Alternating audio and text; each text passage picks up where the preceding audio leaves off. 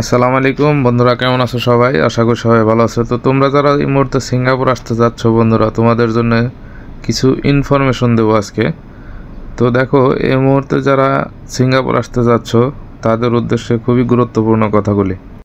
তো কথাগুলি হচ্ছে, তোমরা যারা এই মুহূর্তে আসতে যাচ্ছ 13 লাখ টাকা 14 লাখ টাকা দিয়ে, আসলে সবাই জানতে চাও 13 লাখ টাকা 14 লাখ টাকা দিয়ে আসলে কেমন হবে।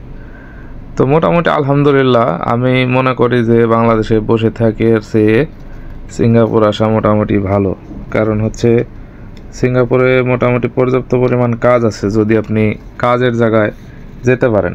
তবে যার মাধ্যম দিয়ে আসবেন সে যদি আপনার পরিচিত হয় তাহলে আসবেন, আর নয়তো সিঙ্গাপুরে আসবেন না। কারণ পরিচিত লোক ছাড়া সিঙ্গাপুরে ডেভেলপ হওয়া খুব কষ্ট। শুধু সিঙ্গাপুর নয়, আপনি যেই দেশে যান না কেন, পরিচিত লোক না থাকলে, আপনার নিজস্ব লোক না থাকলে সেখানে গিয়ে আপনি ডেভেলপ হওয়া খুব কষ্ট হবে আপনার।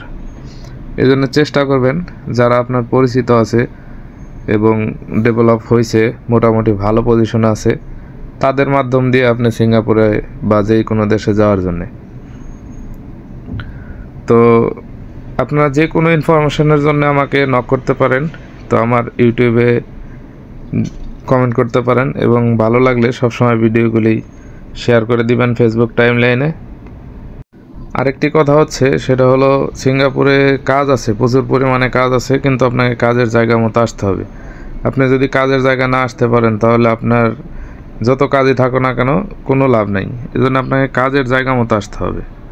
তো সবাই ভালো থাকবেন, আর সিঙ্গাপুর সম্পর্কে যে কোনো তথ্য জানার থাকলে অবশ্যই কমেন্ট করবেন। তো ভালো থাকবেন সবাই, সবাইকে অনেক অনেক ধন্যবাদ। আসসালামু আলাইকুম, সবার জন্যে শুভকামনা রইল। আল্লাহ হাফেজ।